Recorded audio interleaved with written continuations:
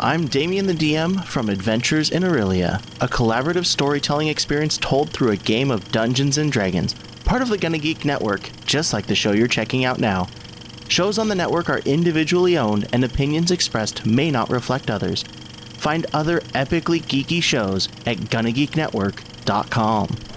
Capes on the Couch podcast is for entertainment purposes only. Dr. Issues is a psychiatrist, but he is not your psychiatrist and does not have knowledge of your individual situation. For any personal mental health concerns, please consult your own healthcare providers. For medical emergencies, please call 911 or the designated number in your area immediately. Remember that you are not alone and help is out there.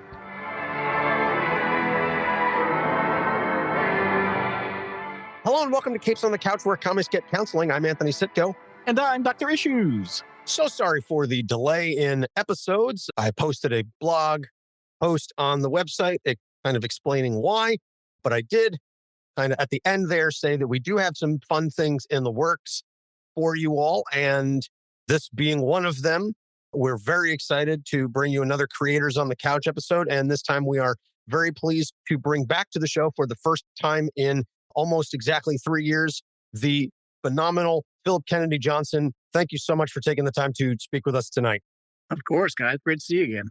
Yeah, definitely. Last time we spoke was February of 2021, and we talked about Last Sons of America. We talked about Kill a Man, and you had actually just wrapped up The Last God for DC. And since then, you really haven't done a whole lot. I mean, you just kind of like been sitting around, just like twiddling your thumbs. I mean, I get they're great books and all, but you're kind of resting on your laurels a bit. I felt like I'd done enough. Just kind of sitting on my hands now, enjoying my retirement. There you go. You earned a break. I joke in all sincerity. You have been one of the most prolific writers, and it's not even just like you've written a lot, which you have.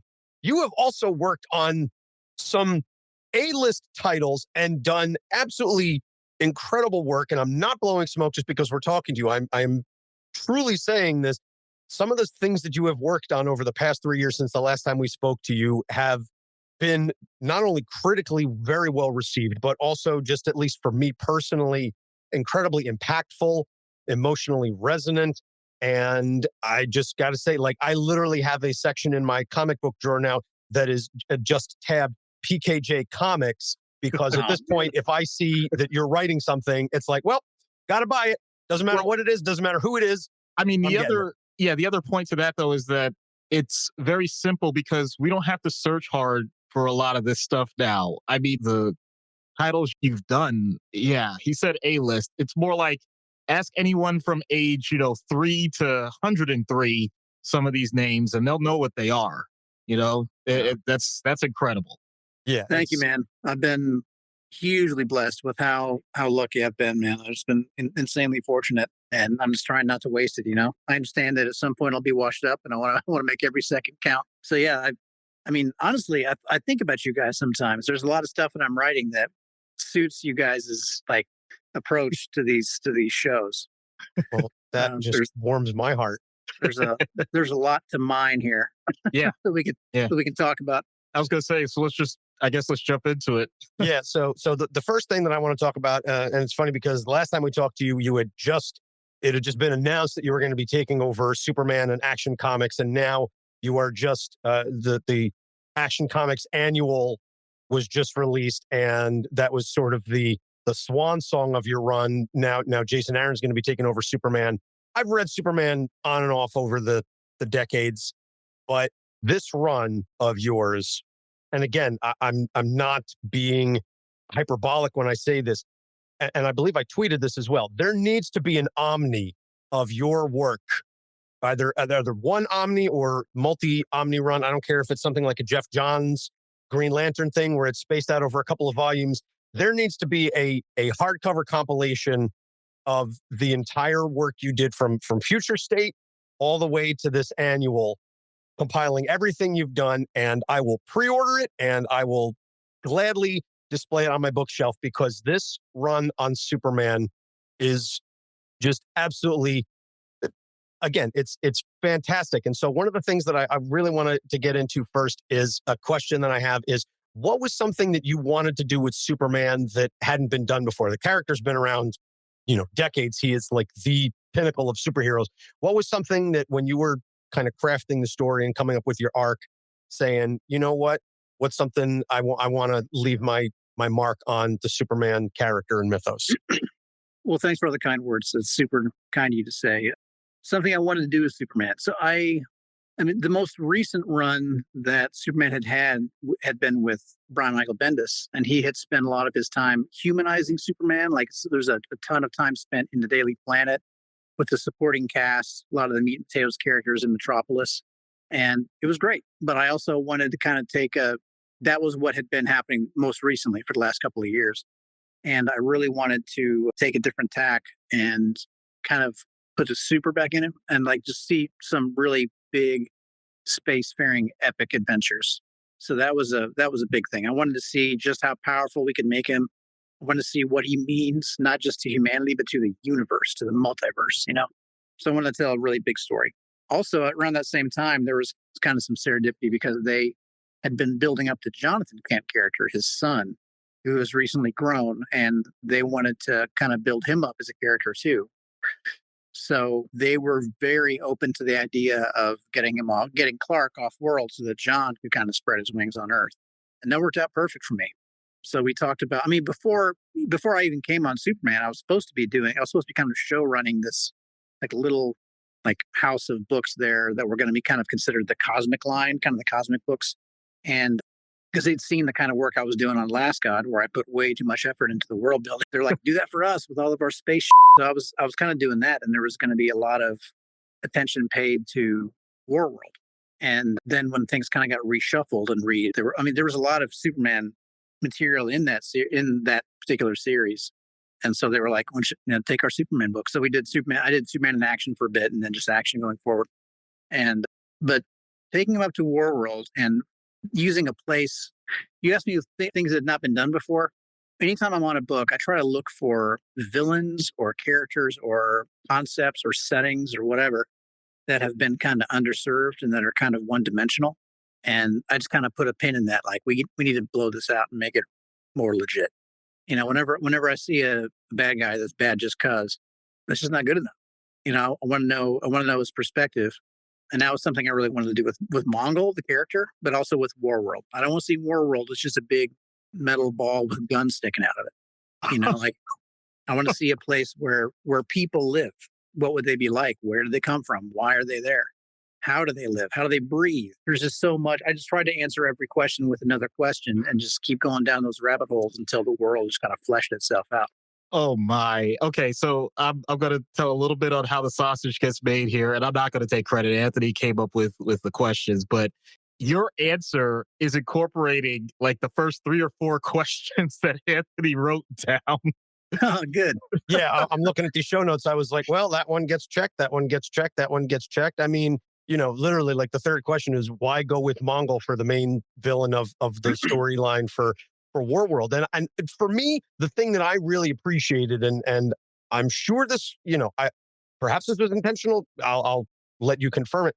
But you were talking about the relationship between Clark and John, and John getting aged up and turning a lot older. And I know we're not going to get into the controversy because obviously that happened, well before you came on. But the thing that I really liked about the Warworld Saga and a lot of stuff that was happening with John prior to and then subsequent to that was this contrast in legacy between Mongul who is and Mongul who was, and just the succession of Mongols, and Clark and John, and this notion of Mongul always being the one to succeed his father, that somewhere there's going to be a Mongul who rises up and slays his father. And that is viewed on Warworld as a good thing, and that's conflict and so on and so forth, versus this growth of Jonathan as eventually becoming the Superman that will take over for Clark, and how John is very uneasy about that, especially in the beginning. And a lot of the Superman, he's like, there's only one Superman, and it's not me, it's you. And I really thoroughly enjoyed that contrast between the succession and legacy. And I guess, how much of that was intentional and how much of that is just me kind of interpreting what I was reading. No, it was all intentional. I mean, I Okay, tried to good. kind of bring that home with the annual that Cy Spurrier and I did later. With the although using the mothers was mostly Cy's idea, it did fit in nicely with something I'd been wanting to do anyway. Because we almost never see female Warzoons. We see like the Mongul character, Hmm. and that's pretty much it. And as I say, that's just not good enough. So I want to see more of the females. Like, what are they doing up there? And I wanted to answer the questions like, where did Mongol come from as far as his mother, and where are all the other females? And we've seen a lot of father son stories over the years, but fewer mother son stories with Clark. And I thought that would be a really great way to flesh out some more Warworld building, but also tell a really poignant story between Clark and his mom. So we see Clark. We see this in a way. It's kind of like the Tom King Batman story, where you see there was an issue where you see Bane growing up and Yeah. Bruce growing up when they were very young, and how different they were and all that. Yeah. And it's kind of like that, but in the context of a larger story. So we see Clark making a decision as a kid, using his powers in a way that any normie would, like to get a petty vengeance back at a bully. And then his mom course corrects him to help him become exceptional. Meanwhile, on Warworld, we see a future Mongol making a decision that kind of shows inclination towards compassion. And his mom corrects the crap out of him. Yeah. Yeah. That's got to be squashed quick. Yeah, like you're not going to make it if you give a crap about these other kids. It's funny you mentioned that because I literally I read everything. I own all the floppies, but I was going through between last night and today on DC Universe and rereading, kind of like speed reading just to refresh myself. And that was literally the last issue that I read 6 minutes before I jumped on the computer, was that annual, and showing the depiction of the bully who, spoiler, like shaves his head to say, I'm sorry, I called you a cue ball, Ma Kent, and I'm sorry about all that, versus Mongol and his mother. And she's like, your father, sent us to die here, kill him to make him pay for what he did to us. And it's like, she is a badass bitch. And Right. so is Ma Kent, but in a very, different way. Exactly. Very Like, different way. we see both those women changing the world through their sons. Hmm. Yeah. So between that, but also the father stuff you're talking about, that concept of succession that you're talking about, that was all very intentional. Like, I really wanted to show, and that's the answer why I chose Mongol too, because I thought there was this potential to make Mongol a proper nemesis to Superman. Like every nemesis of a superhero should be the twisted mirror version of that character in some way, either the complete polar opposite, the diametrically opposed opposite, or the person who's almost the same person, if not, except for this little shove into the darkness. Yeah. Yeah. And Um, I give a lot of credit to that because I think mainly because of the nature of how the books have been written in the past, people think more Batman with that sort of thing and how his rogues gallery got built. And with Superman, it really became almost this brick wall of, well, he's so powerful. How do you craft through that? And you managed it. So, you know, thank you. that's not an easy thing to do, not just as a creator, as a writer, but then, to bring in some characters that honestly, if you hadn't, I don't know anybody really thinks about them, but the family dynamics just carry it. And it's absolutely a pleasure to see that in a Superman book, besides thinking about anyone from Lois to Jimmy, et cetera, et cetera. I'm not knocking them. I'm just saying it's refreshing to go No, outside thanks. that. Yeah, Yeah, no, yeah. it was. Osul and Otho, I think, are the best addition to the mythos that we've seen in a very long time. The lack of exposure to anything remotely resembling compassion and love, and then to be welcomed by the Superman family upon their return to Earth is just, it really, again, highlights how Clark is the best of us, and that even, I love that line, the discussion, I think it was with Midnighter, are their lives worth more than ours? Not more, but not less. And I love, because it is just cuts right to the heart of who Superman is as a character, and that he is selfless love for everyone. everyone. And he will die trying to save everybody. And I love everything that Osul and Otho represent. So just, like when you were crafting the story, at what point where you were like, I'm going to take these kids and use them to highlight this? And did you kind of anticipate that it would end up where they did, or did you just kind of go with where the story dictated? This is where I wanted it to go, with one pretty huge exception. Initially, when I was putting together the story, one of those kids was going to get killed. Wow. And the other one was going to make it to Earth. And I couldn't decide which one it was going to be. And then when I got close, I was like, I think this is a mistake. Like I think this is killing one of these kids is going to be too dark for a Superman story. Mm. So in the end, I backed out and I was like, well, crap, now I got to bring two up there. Hey. It was going to be just one. But in the end, I was like, I can't, this is too much. Like this is not going to work. So in the end, I kind of balked and I ended up keeping them both. And I'm really glad that I did, because now we're seeing both of them kind of get used to life on Earth and struggle to figure us out in different ways. Like you see Otho like wrapping up T-shirts around her. She can't sleep without a chain around her arms. Mm-hmm. And she sleeps they sleep on the floor.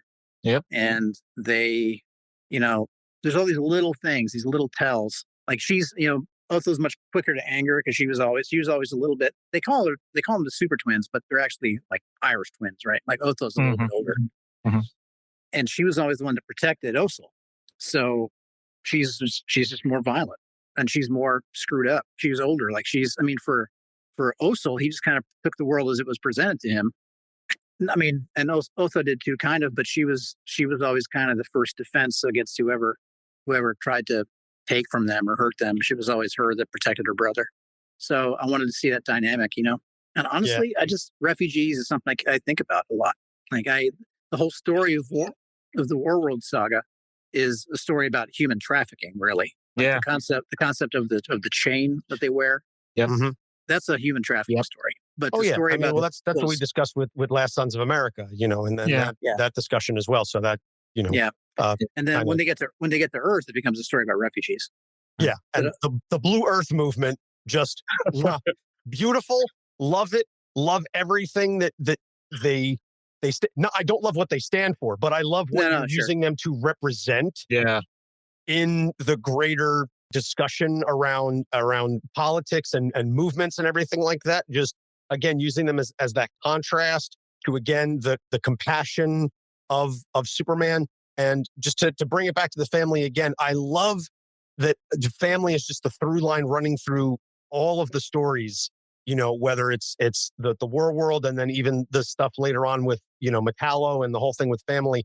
But I love the emphasis on the family unit. It's not just Superman. It's, you got Superman, you got Connor, you got John, you got Kong Keenan and the whole defection and how that plays out.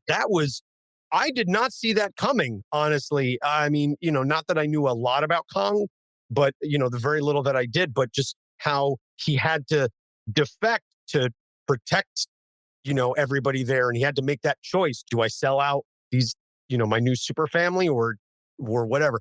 It was so, the morality and the conflicts here are so human for these obviously very superpowered characters. It was really fantastic to read. And again, I really appreciated, all of that. So one of the last things I want to touch on with Superman is how hard was it to say, I want to write about Clark, but I also want to incorporate the House of L and the rest of the super family? It was tricky, but I knew I wanted to differentiate between the Action Comics book and the Superman book. And one of the decisions that we talked about was making it almost like a love letter to the old 100-page giants, where you get a big story focusing on Superman, but you'd also get another one with Supergirl teaming up with Robin or something, or Superboy and Supergirl, or Superboy and Crypto, or whatever. You could get the Superman family book. That was always kind of cool. I like those. And so we kind of decided to make it not an anthology, because I mean, these are all series that continue month to month, but yeah, like having the backup stories and making sure that the whole cast makes it into the main book. Yeah, I really liked the backup stories, because you had okay, we're going to get a little insight into Bibbo, and then you had Martian Manhunter with the backup, and then I also really liked the one with Supergirl and Power Girl. I really liked that one, like the battle inside the mind. Yep. some of them I liked more than others, but I thought it was really cool. It was like, okay, and then every once in a while, especially during Warworld, there was the Byla, I think, was the storyteller, and so you just kind of took that opportunity to, again, as you are well known for, the world building and the mythos, and just that further establishment. Gosh, like I said, I mean, we could, continue to talk for another hour just on Superman. And again, I think I tweeted this at one point, and I'll just kind of end on saying this. Thank you and damn you for making me cry as many times as you did with the Clark-Jon stuff. Again, from the very beginning, before even Warworld started, it was that whole, I think of you as my little barn swallow, and your heartbeat is my favorite sound, and all this and that. Like, because when you started, my son was like just turning 2, and he's going to turn 5 now in April. And so, congrats! That's awesome. Thank you. And I have a daughter. She's 18 months. She's going to be 2 in June. So that's kind of been another addition to the family. But that's amazing. Just all of that stuff. Like, that's why I said it was so emotionally resonant with me, because I was like, as a father, and I know this is kind of where you were writing it from as well as a dad. Just like this love letter to your kid, and just, you can never express in enough words how much you love them and how much they mean to you. And just all those things, I would read the book, and I would just be sitting there sobbing like, God damn it, Phil, you're making me cry again. Did it? Yeah, actually, my son's sitting right here with me right now. Check it out. Hey. Hi. Hey. Hi. Yeah, he's waiting on me to get done. He's Understood. I was about to get him ready for bed, and I totally forgot about this. No, that's quite all right, because completely failed. I'll admit, my daughter, I mean, she's older. My daughter, she just turned 12. And so she was getting ready, and she was going to sit down on the couch with me to watch TV. And I said, well, I'm going downstairs. She's like, oh, okay. Like, she knew that when I go downstairs in the basement, this is what I'm doing. So, yeah, my son is almost 5. So he was exhausted. Like, my wife did bedtime with him tonight, and he passed out like 90 seconds after his head hit the pillow. Like, both my kids were asleep by 7:15. So wow, nice. Yeah, see, very different. I was gonna say, if you want to use it just as like a jump, because I know we're not gonna get to everything, it's obvious. But I know the next thing that you have listed, because at least Superman, you get the wholesome side of things, for the most part, because that's what the character is about. So there's some other books. Do other books, yeah. Yeah. Anthony, do you think we should jump into Alien? Or well, let's do Alien then, because we're not going to have time to get into everything. But we've got Superman, this wonderful, lovely father-son story. Let's schedule a part 2 as well. Yeah. So we'll definitely get a part 2 so we can finish the rest of this. But Alien was another instance of a father doing anything for his son, at least in that first arc, but under incredibly different circumstances. And I really appreciated how, and we discussed this a little bit last time we spoke. You would have been announced on Superman and Alien, and those 2 books could not be further apart in terms of tone and subject matter. And you pulled that off as well with aplomb, and just absolutely fantastic. So was it intentional that you were writing more father-son stuff and just putting it in space with horrible creatures? I did not set out to write 2 dad stories, like opposite dad stories at the same time. That's just kind of where my head went when I was pitching for the Alien book. I wanted to, first the concept started with the main character, Gabe, the main guy. Most Alien stories have a female protagonist, most often Ripley, but also others. And I deliberately steered away from that in this first arc, because Ripley is just, to me, like the most iconic action hero. And any character I create will be compared to Ripley, almost certainly unfavorably. How could any hero stand up to the expectations set by Ripley? So I decided to make it a guy, and instead of making it the plucky blue collar worker or the space marine, I kind of wanted to see the company man. Like, I always had all these questions about Weyland Yutani whenever I watched those films. I want to know more about the company. Like, who are they? What do they do? What do they want? And I thought it'd be really cool to show somebody who's been on the inside their whole career. And at the end of their life, or at the end of their career, I should say, well, their life too, they kind of, like, something goes horribly wrong, and they have to decide what they want their legacy to be. They kind of have to choose their their living son or their other child in a way. Mm-hmm. This other thing that they also gave birth to that is his legacy as far as work. So then it kind of becomes this big showdown because then his son, of course, becomes the host. And now Gabe and this other thing are both trying to protect their kid, in the same body. And there was something really compelling about that. But I mean, I identify as a father probably more than any other thing. I'm unusually close with my son, aren't I? Yeah, we're just best friends. And my relationship with my own dad was not close. I always wanted to be close, and it was not that at all. And now having him, it's like, it's all worth it. We just get along so amazingly well. We spend a ton of time together, and that's the best part of my day every single day. And I take it extremely seriously. And I just think about it a lot, So, I mean, when they asked me to write Superman, people are like, "Oh, writing Superman's so hard. He's too powerful." I'm like, "Get the out of here!" Like it's writing Superman. Superman's a father now. That makes it too easy. I mean, that alone makes it too easy. But there's also all these other things you can do with it. I never found him hard to write at all. Yeah. But even on the Alien story, my mind went to the father-son relationship there too, as a vehicle to tell a very nihilistic, bleak story where, the worst possible scenario as a father, Yeah. Like Absolutely. Fatherhood gone wrong. Now, was it always the plan? Because I know, and not too much longer, but was it always the plan to have like 3 separate arcs across the 2 volumes? Because I know that at the very least, the first arc, kind of ends and finishes with Gabe, and then it transitions into the second one with the religious colony, et cetera, and then volume 2 is its own separate thing. So was there any? Was it always intended like that, or was it just we're just going to tell one story and see what we can do with the next one? Or nah, the numbering is a Marvel thing. That's just kind of what they do. They throw a lot of number ones at stuff for the. They start back to number 1 pretty often because it gives you a sales boost. It's just a way for readers to jump on. I mean, it's a double-edged sword though, right? Because it's also a jumping off point. Yeah. So I have mixed feelings about it. But, they've been doing this a long time, and that's how they like to do it. DC does things a little differently. But, yeah, Marvel likes to reboot numberings kind of often. And that didn't have anything to do with the story. Like, in my mind, the first, second, and third arcs that I wrote, well, not just my mind, but in reality, like, they're all part of the same canon. Mm-hmm. Yeah, definitely. I just, like I said, the transitions, are there. I just didn't know, to what extent, that was the plan or whatever. Frankly, my personal favorite of the 3 arcs is the middle one about the colony and everything. Yeah.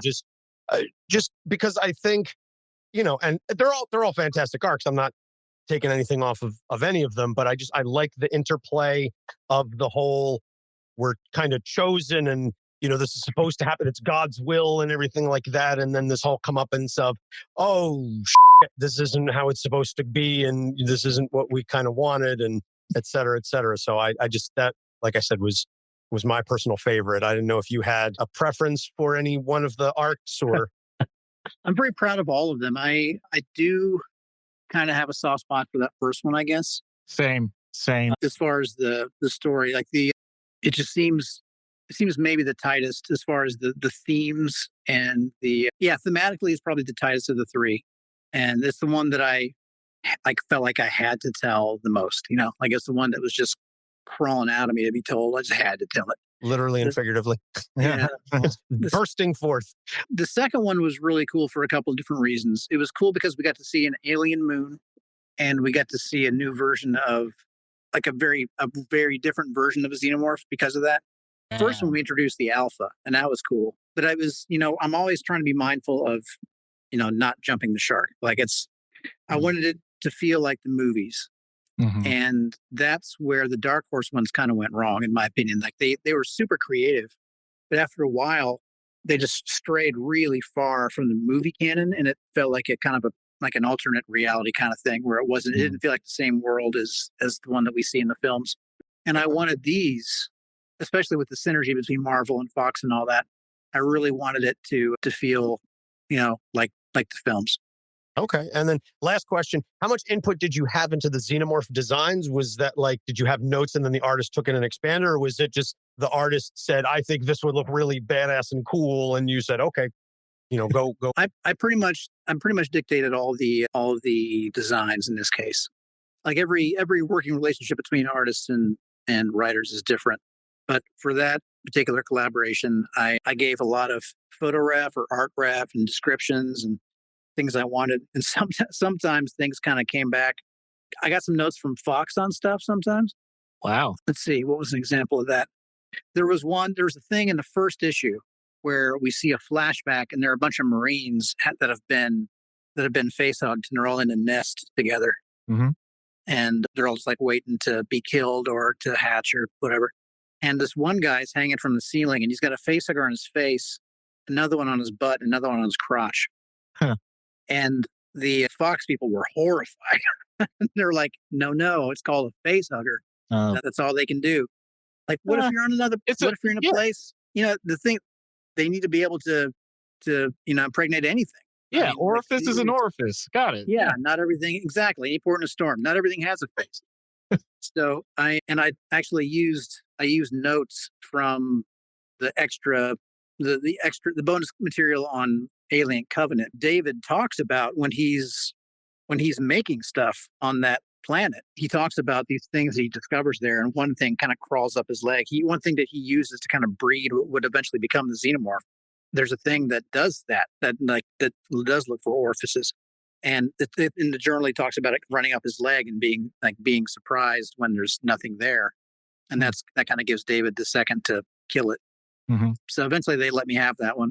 But like the other things, like the tuber morphs, as we called them in that second arc, where the things that the rednecks called tubers, they become, they get face hugged and they become those other things. And in the script are called tuber morphs.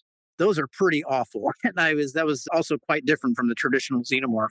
But it still feels gross and egg-like in a way that the movies do. And it still felt like it belonged. Like there was still like this gross sexual element to it that was inherent to Giger's designs. Well, Giger himself said, the whole point of whatever it was, number 2, that was the thing that eventually became the xenomorphs.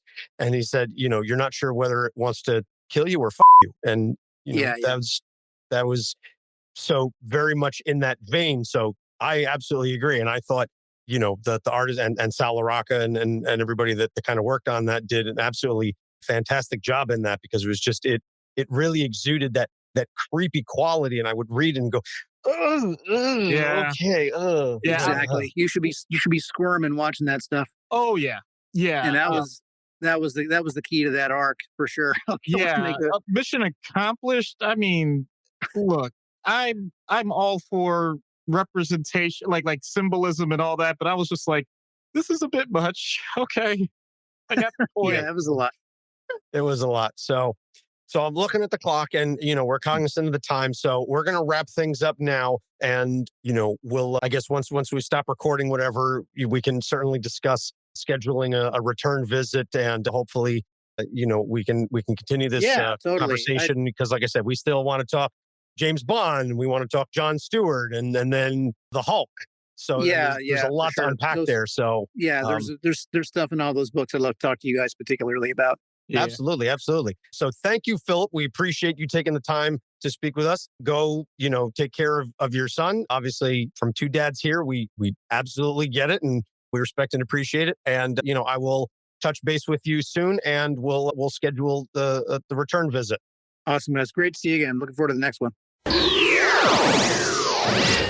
So apologies to everybody. Philip unfortunately had some family stuff come up that had to cut the interview short. You did hear towards the end, we are going to schedule a part 2. So hopefully that's going to be coming very soon. But still, it was absolutely fantastic to get the time that we did with him.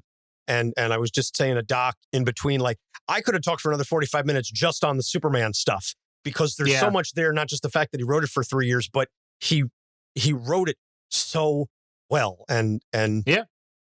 Dude brings in characters that I thought I only give any thought about. So you are not the only Hank Henshaw fan in the world. I know there are not many of you, but you're not the only one.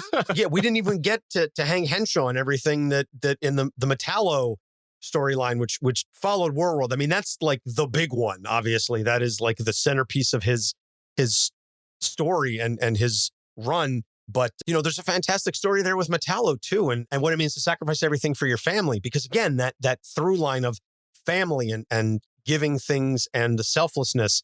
And we care about Metallo. Who thought we would ever give a shit about John Corbin? In terms of the ranking of Superman villains, no one's putting Metallo in the A tier. He barely scrapes the B, if I'm being perfectly honest. And I'm saying this not somebody who's steeped in decades of Superman lore.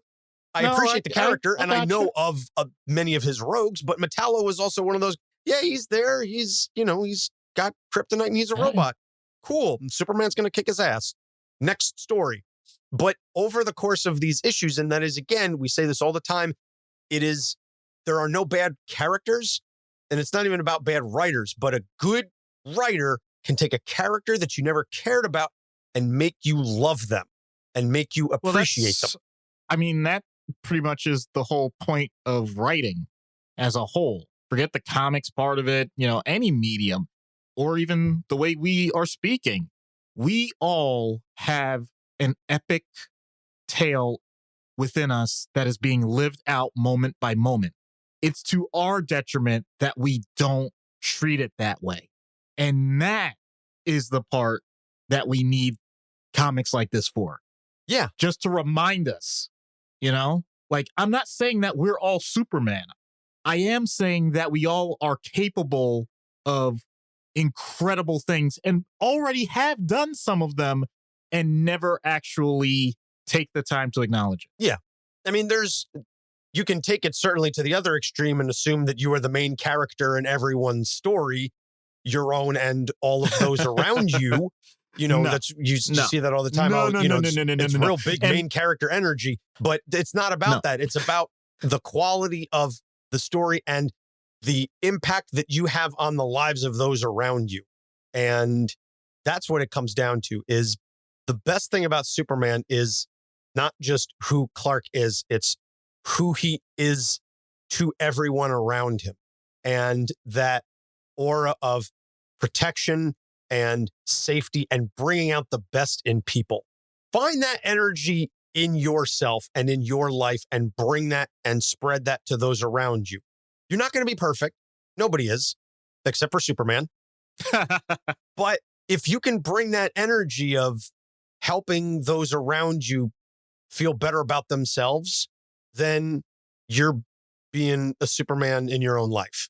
So, and that's something that I'm trying to remind myself of as I kind of work my way out of another realm of depression. As I said at the very beginning, it's been a hot minute since we've done one of these episodes. I've been dealing with some stuff. I mean, it was professional, it was personal, there was some health things, and it was just like one thing after another. And, like literally every other day I would say to my wife, I was like, so this is another thing that we have to deal with now. Like, can we catch a break? Right. And I'll admit, even though those types of events at that level hadn't happened to me, I can't claim that. I'll admit, based on previous events, this time of year is always, and at this point, I'll just say it's like freaking mixed bag, just of sorrow and joy and, new beginnings and reflection on things past, all of it coming together. I know these are all stereotypes, and yet when you're living them, they're true. Oh, yeah. It's, joy and pain, sunshine and rain. How many times did he talk about people acting like foes, though? It seemed like every Rob Bass song he had to mention, I got friends that act like foes, because it was in that, it was in the other one.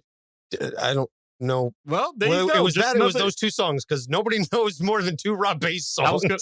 I was going to say, I'm not familiar with the whole catalog, man. I can't speak to that. That's it.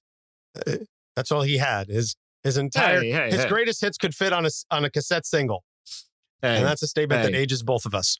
So upcoming episodes, we are going to get around to Speedball.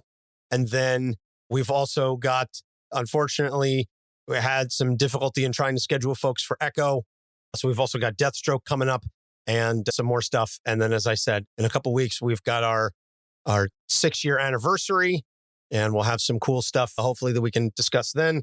And then at some point in there, we will fit in the second half of our eventually scheduled discussion with Phillip Kennedy Johnson. And we're going to be talking about his work on James Bond and Jon Stewart and his ongoing run on The Incredible Hulk. So yeah, the side gigs, the minor stuff that he's been tasked to do. I'm sure he's been just slogging at this point. Like, I mean, seriously, yawn. like if Jon Stewart, and there's no disrespect to Jon Stewart, if Jon Stewart is the lowest tier character that you have written in the past 3 years, you're on some top level shit.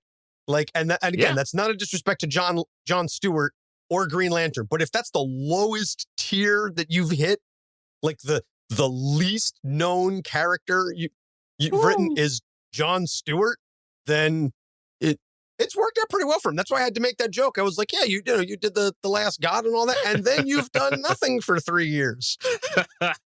Except the exact opposite. Yeah.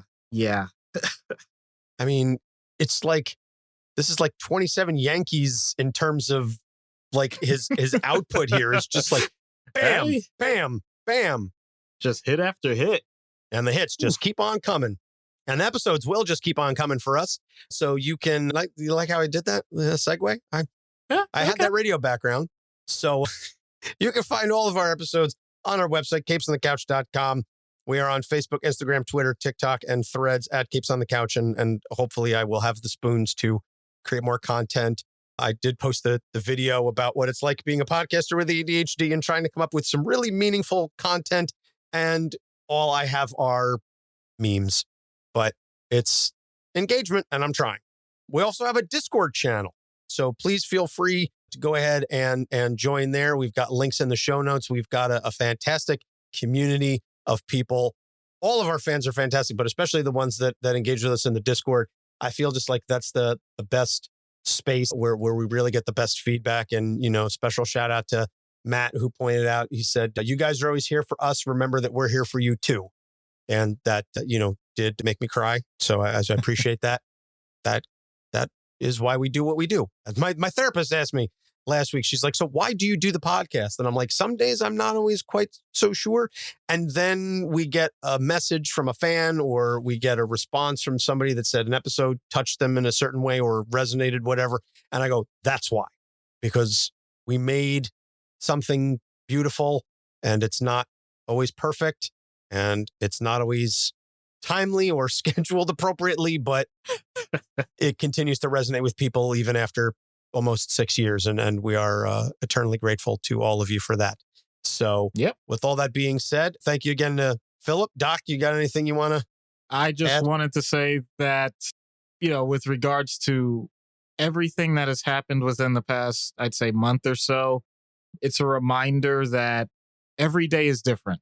I'm not saying every day is better. I'm not saying every day is worse, just that every day is different. And depending on how you approach it, you always have the opportunity to have the best day you can. And I'm not just saying that for the podcast. I'm saying every patient I've ever seen at this point from maybe for the past 5 years, I never say have a good day.